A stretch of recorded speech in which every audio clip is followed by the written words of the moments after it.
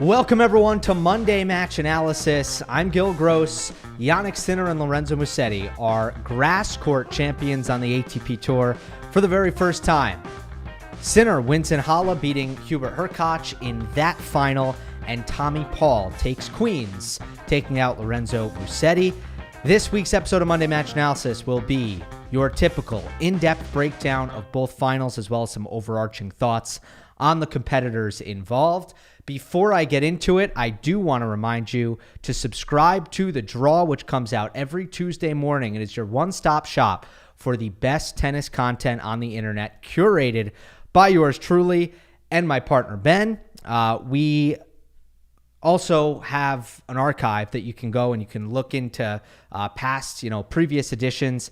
Last week, we had Murray retirement news. We had Olympic participation stuff. We had comments from Tsitsipas's physio that were damning and super interesting. We had Alcaraz Nike contract news. We had a great podcast with the creators of the new Federer doc, Federer 12 Final Days, which is out on Amazon Prime.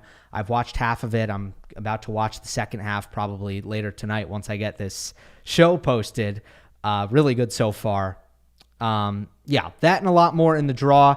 And this week's edition comes out tomorrow morning, Tuesday morning. As always, you can go to thedraw.tennis, or you can click the link in the subscription to make sure that you're subscribed so you can get The Draw in your inbox every week.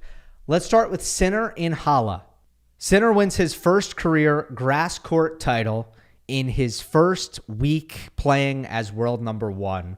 The run continues. The numbers are staggering. Fourth title of the year for Sinner. His record in 2024 is 38-3. Very similar to what Alcaraz was after winning Queens last year. Carlitos was 40-4. Both are 90% win rates. And I was talking about it this time of year with Alcaraz, just trying to contextualize how difficult it is to win 90% of matches. Now, of course, it's a lot easier to do it for half the year than it is to do it the entire year. But to give you an idea, Djokovic and Nadal both did it twice. Federer did it 3 times. It was actually 3 years in a row, 2004 to 2006.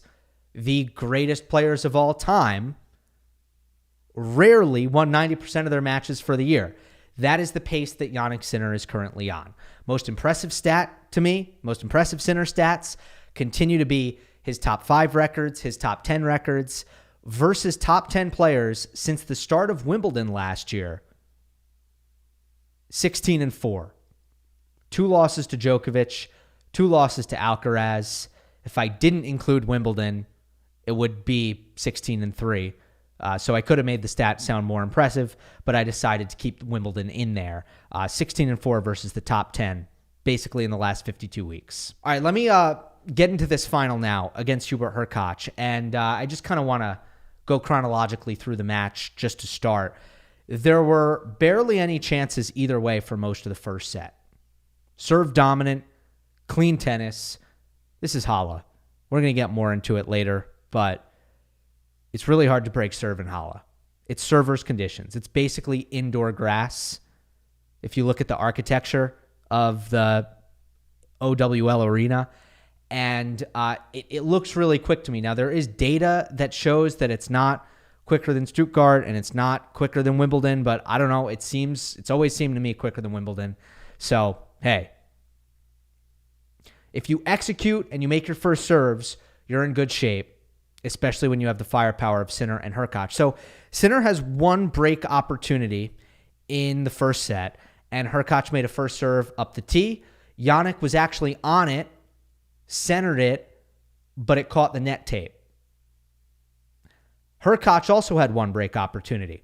Actually made a decent return through the middle of the court, but Sinner hit a perfectly directed forehand inside out on the +1 to force the error. We go to a tiebreak. Each player in the tiebreak made a bad forehand attacking mistake to hand over a mini break. And then down the stretch we went in this breaker. Nobody's missing first serves. Everybody's executing. You're thinking, okay, What's going to give here? Is someone going to make a mistake, or is someone going to come up with something spectacular on a return point, something extraordinary? And that's what ended up happening. At 8-all, Sinner hits a lunging backhand return. Hurkacz hits a good +1. Sinner's on the run, and he hits a really big forehand cross court. Hurkacz is totally rushed on this. He floats a chip return. It's not a chip return, a chip forehand. He floats a chip forehand that I think was supposed to be a drop shot, but it was deep. And Sinner swoops in and hits a backhand down the line for a winner. We're actually going to look at that point because I want to talk more about it a little bit later on in the analysis. So I do have screenshots of that point. But this 8-all point, it was terrific. And that broke the tiebreak open. Now, Hurkacz actually did get into a neutral rally after Sinner missed a first serve on the 9-8 point, the set point. But Sinner ended up really cranking a backhand cross-court trade. It was deep. It had a ton of pace. It kind of knocked Hurkacz backwards, even though he was in position to hit the shot. It was just too deep and too hard, and Hurkacz ended up missing the backhand in the net. Earlier in that point, I will say, Hurkacz did have some chances to do some damage with his forehand. Couldn't quite make it happen. Wasn't bold enough. Wasn't damaging enough with that forehand. Wasn't confident enough with that forehand. So Sinner takes the opening set. 10-8 in a tiebreak. In the second set, match took on a little bit of a different complexion. I thought that Sinner started to separate himself. He was clearly the better player, but Hurkacz just kept serving himself out of every single jam. So we go to a tiebreak again. In this breaker, it wasn't as close. 4 points stood out to me. Hurkacz got cramped on a +1 forehand, unforced error. That's the first mini break. He was trying to go inside out, and he just didn't create enough distance between his body and the ball. Footwork error. Next point, neutral. Sinner actually hits kind of an off-pace ball through the middle at Hurkacz's forehand, and Hubie misses another forehand. At 1-4, Hurkacz attacks down the line with his forehand from inside the court, and he's also quite a bit off the court towards the single sideline. And when you go down the line from that position, you better do some serious damage. Sinner got there on balance, countered with an open stance backhand cross court. Hurkacz, flailed at a backhand slice, and Sinner put away the next ball. It's actually somewhat similar to the 8-all point where Sinner was able to turn defense to offense in one swing of the racket and take advantage of a Hurkacz who was out of position because he was attacking. So he wasn't ready to handle a high-quality ball coming back at him. And then at 5-2 in the tiebreak, as if it wasn't, if it wasn't already over, it was certainly over after this point because Hurkacz just gifted a rally ball backhand cross-court trade that he pulled wide. So that was 6-2, and I think Sinner won the next point to win the tiebreak 7-2. If not, it was 7-3. 0 mistakes for Sinner in the tiebreak. The only 2 points he lost were service winners.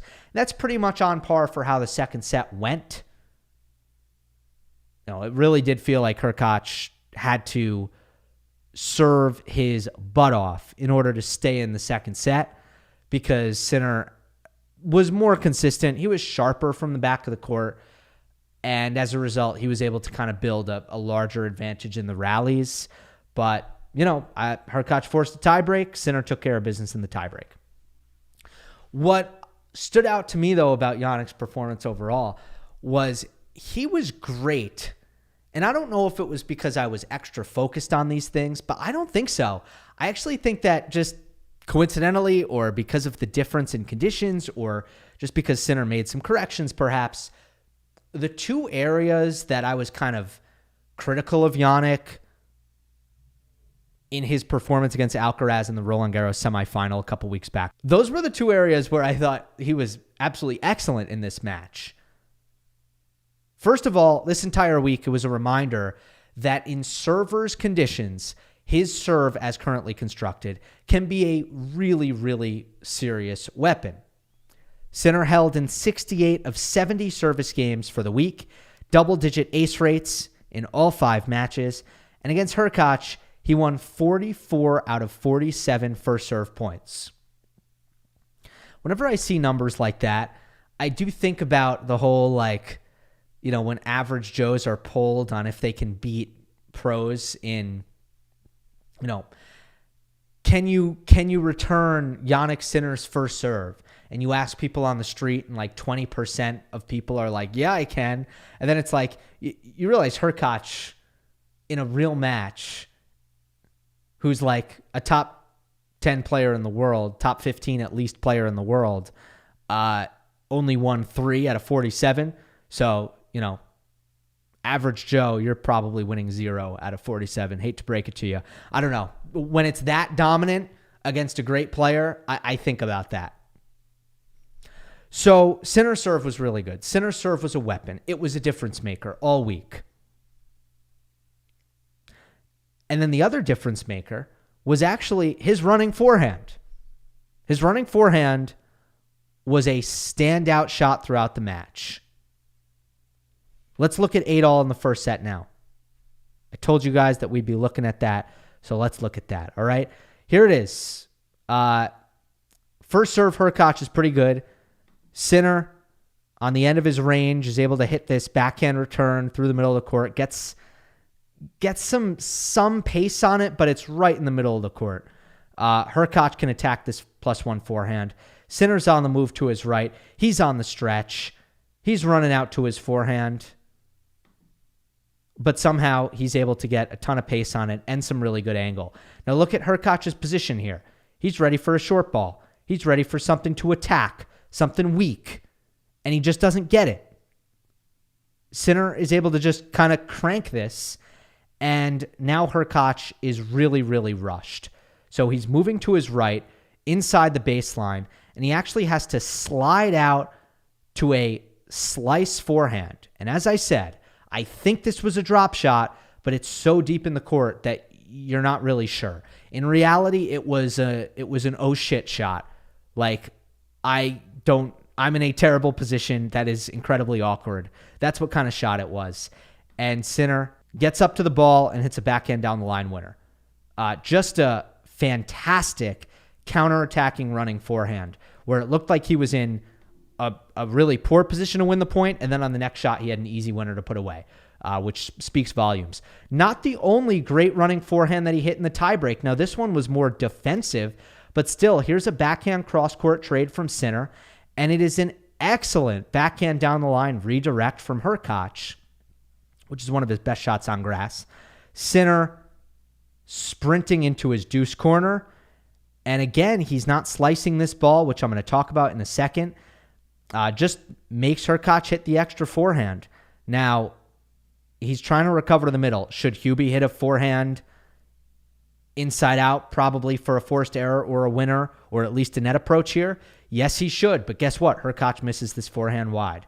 And that is the first mini break in this first set tie break that gave Sinner a cushion so that when Jannik made a forehand unforced error, they were even instead of Hurkacz being up. But another really good example of forehand defense. But kind of throughout the match, you could see that Hurkacz was struggling to really maintain advantages, especially in baseline rallies, especially when it wasn't coming from his serve, because Sinner, out of his corners, was able to play some really, I don't know if I should call it defense, some aggressive kind of counterattacking out of the corners. Sinner's movement was making Hurkacz's offense look pretty low-powered off the ground because of these counterattacks, especially off of Hurkacz down the line. Hurkacz was going down the line, and he was getting countered. And most of the time, when Hubie was coming forward, he was ending up having to hit half volleys or volley from below his knees. Other than the serve and volley, which I thought worked a couple times and worked at a pretty good clip for Hurkacz, it never felt like he could get to the net with a comfortable volley because the approach shots weren't doing enough damage, and Sinner was usually recognizing that Hurkacz was coming in and not slicing. And this is kind of a common thread with Sinner's defense overall. when Hurkacz is hitting an approach shot, he'd love a slice. He'd love to stretch Sinner out enough that Jannik is having to slice the ball on his forehand or his backhand. So that's a ball that's going to float.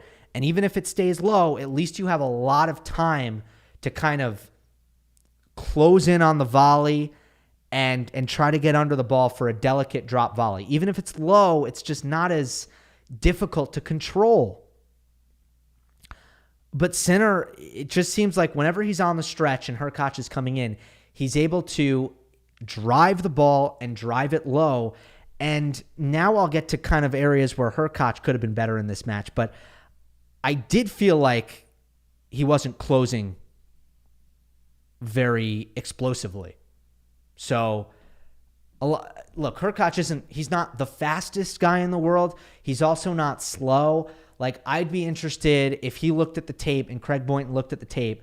I'd be interested if he feels like he was actually hustling enough on his approach shots, or was he a little bit too nonchalant positionally where he wasn't kind of getting tight onto the net as maybe he could have, and that was resulting in volleys that were lower than he wanted, because it just seemed like every time he's on the service line, hitting a half volley. And then the other thing, I talk about Hurkacz's approach shots not being damaging enough. And I think I'd be remiss if I didn't mention that Hurkacz is one of these guys, and you're seeing them less and less now, where there's no drop shot threat. So that means that Sinner, when he surrenders a short ball and he knows he's about to be attacked and he knows that Hurkacz is probably going to come in behind a short ball, Sinner can retreat without really having to worry about it. Like, he can just move back. He knows that Hurkacz is going to hit deep into a corner, and then Sinner can react and hit that open stance drive. Like, there's just no drop shot threat with Hurkacz. And there was a time where a lot of players used to be like that, but now it feels like if you're not hitting drop shots here, you're kind of falling behind. You're just almost not with the times. You're not doing what the others are what the cool kids are doing. I noticed that in this match. All right, more Hurkacz critiques real quick. I feel like he goes away when he's down 30-love in a return game, or he's down 40-love, obviously, or 40-15. But I just don't think he's playing those points well. And I don't know, does he need to go into energy conservation mode? I mean, it's not a physical match. It's, the conditions aren't physical. It's like, would it really cost him to dig in a little bit more on these when he's down?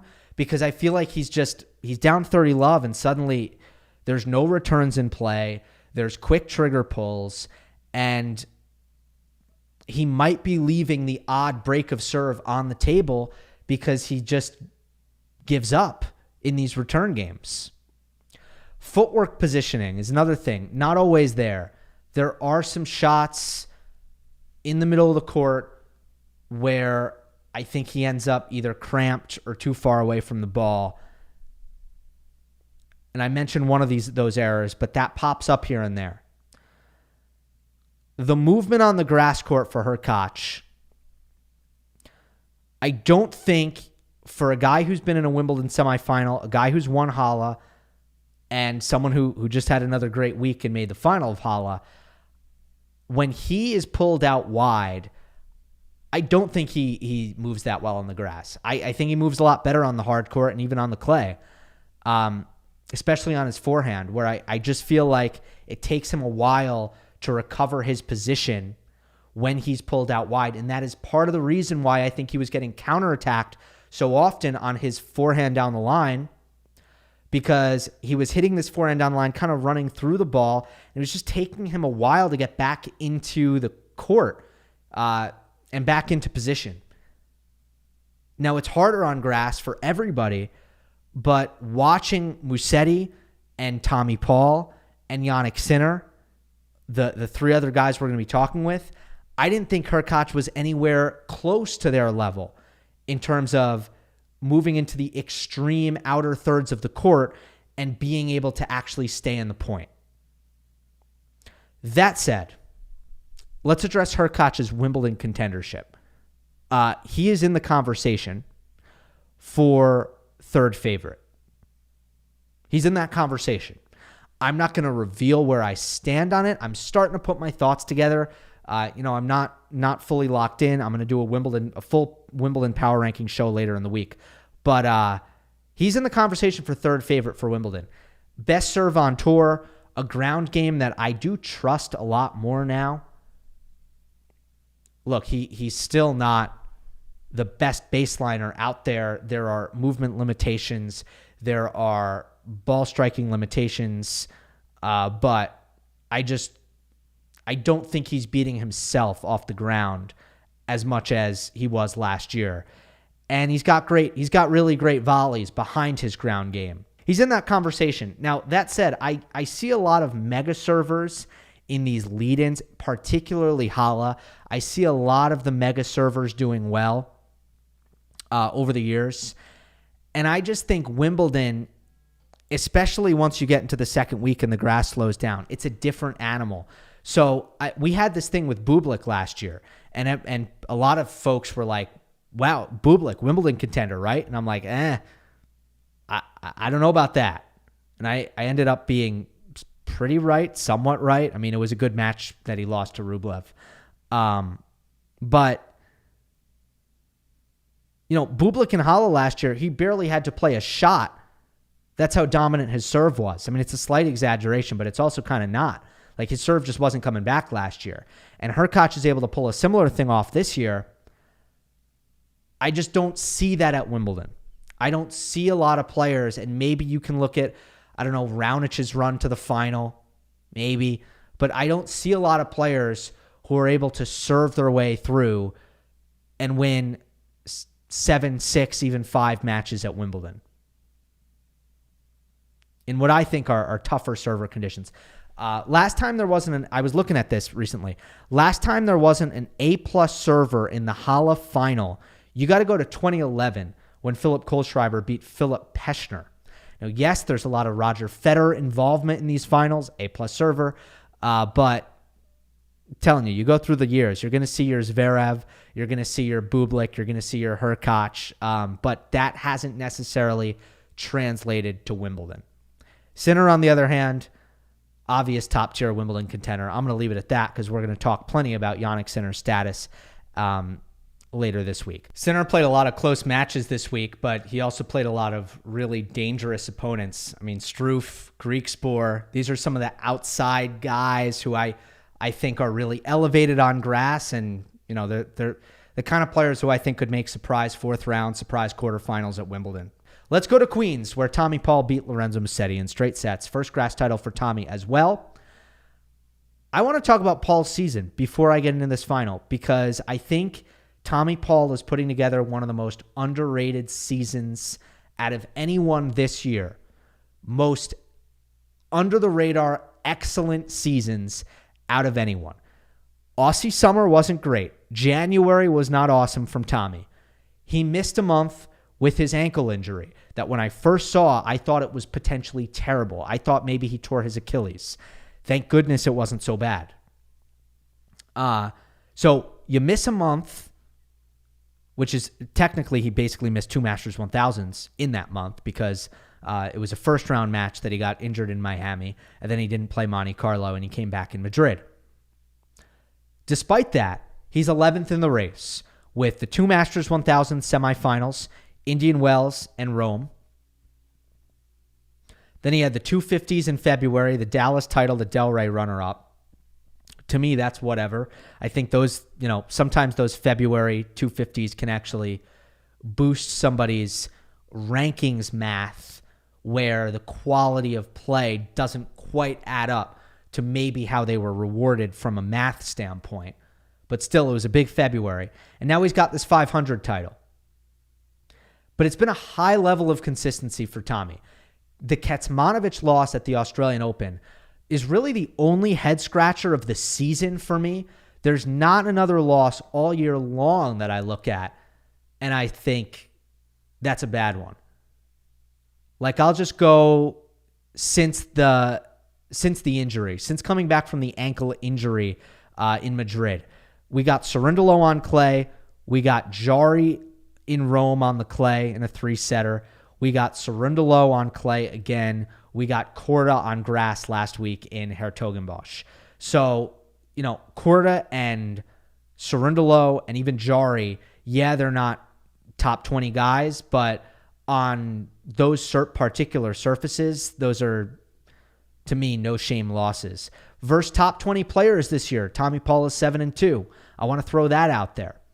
And as far as how does his game translate to grass, well, he comes into Wimbledon 22-10 on the surface. That's since 2021. Didn't play on grass in 2019 or 2020.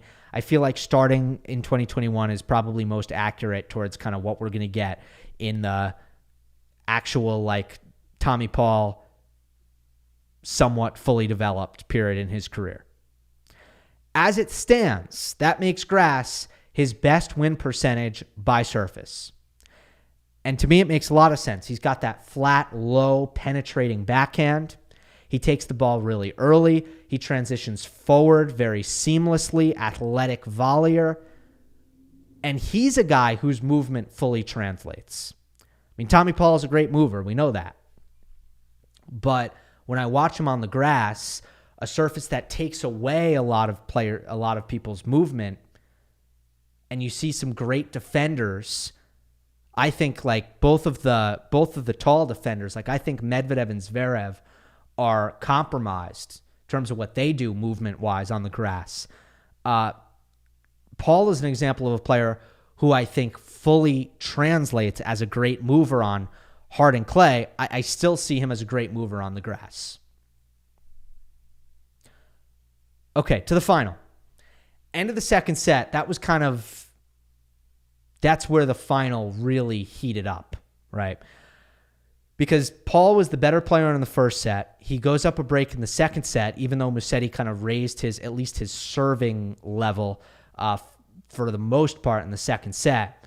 And Tommy is serving for a pretty straightforward straight set win in this final at 5-4. But he gets tight on his serve. Musetti at the same time is taking really big cuts on his returns, and he lands them. So it was a really deadly combination where Paul was actually taking a lot off of his serve, and Musetti was putting a lot into his returns. So it ended up being, Tommy basically watching massive return winners go by, or just being in terrible positions to win the points after his serve. And I think there was a double fault in there as well, if my memory serves. So suddenly, Musetti has a ton of momentum and confidence down the stretch of the second set, and it ends up going to a tiebreak. And you still feel like Lorenzo's kind of taking the momentum into the tiebreak, but he's up 4-3 and misses his spot on a first serve and hits a forehand drop shot that gives the mini break back, which I just want to note because Musetti wasn't drop shotting much at all match long. So for him to go to that in that situation where it was not a very easy drop shot situation, the return was coming in with a good amount of pace, and Musetti wasn't all that far inside the court. It was a brain cramp forehand drop shot. It'd be one thing if Musetti actually likes to hit forehand drop shots and he hit it, or if he was hitting it a lot throughout the match and he had a feel for it and he hit it from there. But for him to not hit the shot all match long and then to go for it in that spot just felt like kind of the nerves actually going to Musetti. And I felt a bit of an energy shift there because up until that point, Musetti was playing his best tennis of the match, and I just felt it change right there at 4-3. That said, close tiebreak down the stretch, and Musetti has a set point at 6-7. So I want to kind of go through every point. From 6-7 in the second set tiebreak, Musetti looking to force the third here. And at the 6-7 point, they get into a forehand exchange on a pretty sharp angle. Paul staying in the cross court. Musetti hits a forehand angle. Tommy hits a forehand angle with good pace and good direction. And Musetti is first to pull the trigger down the line, and he nets. Low percentage attempt by Musetti. Now, maybe he felt like he was so far off the court that he got nervous about leaving so much court open, and he felt like he had to make something happen. It's probably how he felt in that position. But the best bet is, look, if you hit a ball deep, quality, cross court, make Tommy redirect on his forehand down the line, which is, by the way, not Tommy Paul's best shot by any stretch of the imagination. And if he does, if he redirects it well, too good. You're making a guy change direction off of a high quality ball. Like you'll always take the percentage game there. But instead, what Musetti does is he changes direction when he didn't have a lot of time on the ball. His feet weren't set, and he was outside the singles sideline. It's always kind of hard to create a good down the line angle or a good down the line direction when you're outside the singles sideline, because in order to hook the ball into the court, the ball is literally moving towards the center of the court, towards your opponent. So it's always a tough spot. I thought it was a very low percentage attempt by Musetti, and I wouldn't be too hard on him, but the same thing happens on the next point. Musetti hits a slice backhand cross court. Paul trades his drive backhand cross court. It's a nice deep backhand trade. There's no opportunity to attack here, but Musetti does try to take his backhand down the line, and he hits the tape, and it's another unforced error. Look, he didn't miss by much. It hit the net tape. It's not like it hit the middle of the net. But if I'm evaluating the shot selection here, impatient.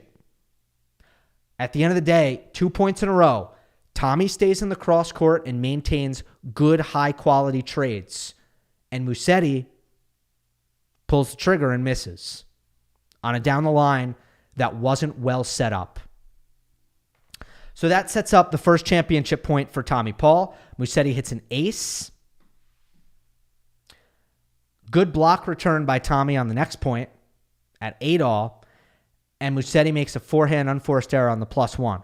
It's a forehand that he had plenty of time to set up for, but I thought he went too big. It was a good forehand block return by Paul. Tommy hit a service winner on the next point, and that was your championship. Key advantages for Paul throughout the match. Now I'll talk about some more overarching stuff. Serving and returns in play, Tommy served better, Tommy returned better. In the first set, Musetti won 45% of his first serve points, which is kind of it's a shocking number on grass, right? And in the second set, he did start to do more damage and get more purchase out of his first serve. But if you look at the game that he was broken, he made 5 of 5 first serves. Like, we're on grass, and you made 5 out of 5 first serves, and Paul won the return game at 15. Seems like you're not doing enough there with your delivery. And in particular, like, there were some blatant missed spots there. Like, first point of that game, I remember quite vividly, Musetti missed his spot on a tee serve, and Paul was really able to kind of connect on his backhand return deep middle to force the error. Both guys were targeting the forehand return of their opponent, but Paul was, I thought, blocking the ball back really nicely on his forehand return. Even though Musetti isn't the biggest serve pace guy, Tommy was very comfortable with his forehand block return.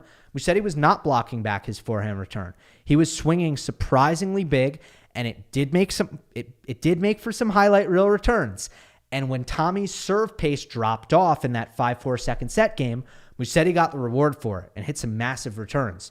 But I think overall, he missed more returns as a result. Another advantage for Tommy was court position and net rushing. Now, both were highly offensive.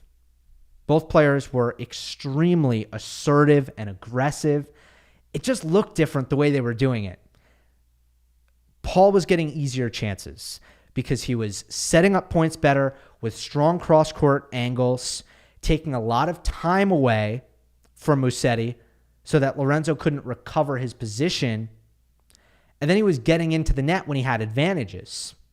Musetti, on the other hand, was having to take on higher risk profiles off the ground because he was constantly deeper in the court, and I don't think he was gaining as many advantages in trading.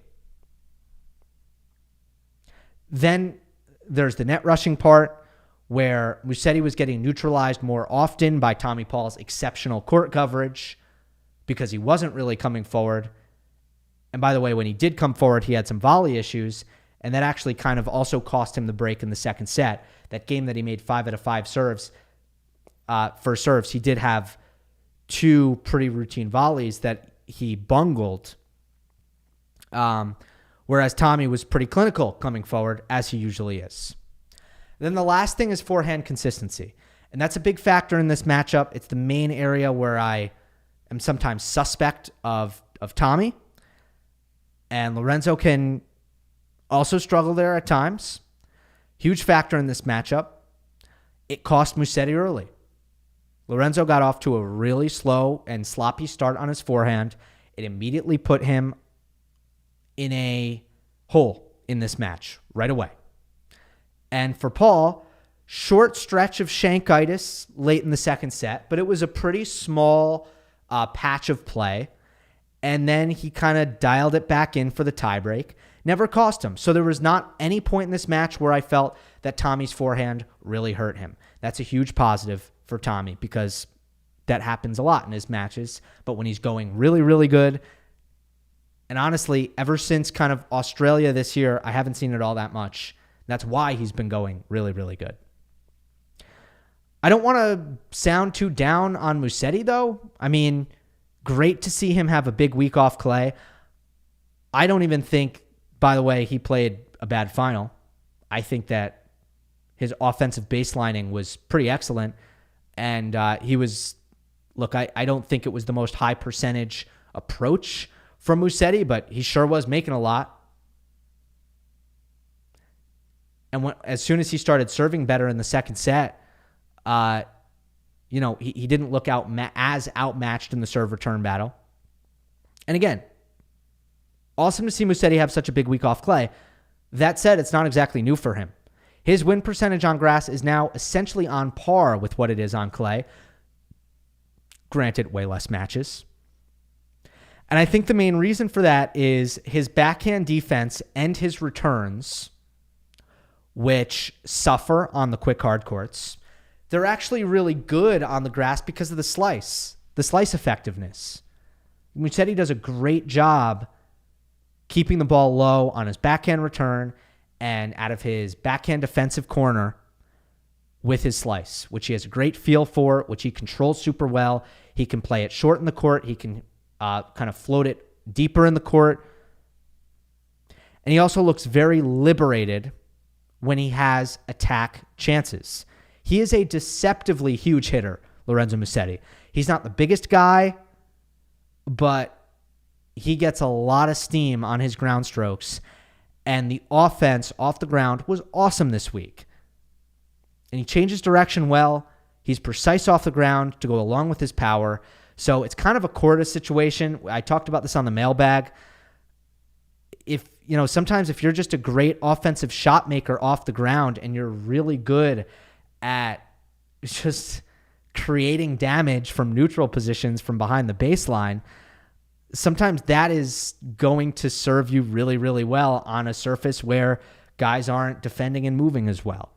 And I think Musetti falls into that category. That's all I got. Hope you enjoyed. Don't forget to subscribe. I'll see you next time.